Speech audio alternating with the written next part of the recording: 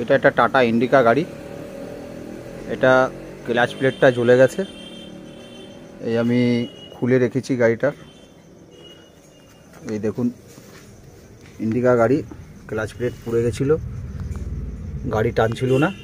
তো আমি সব খুলে রেখেছি, মাল নিয়ে এসেছি আমি, টাটার ভ্যালিওর মাল। এই যে দেখুন পুরোনোটা কিভাবে নষ্ট হয়ে গেছে।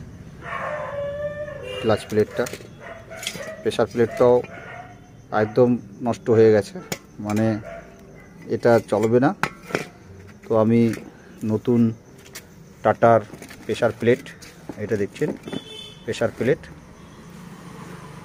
এই যে ক্লাচ প্লেট নতুন নিয়ে এসেছি। এটা আমি এখন এটা ফিট করব এই গাড়িতে।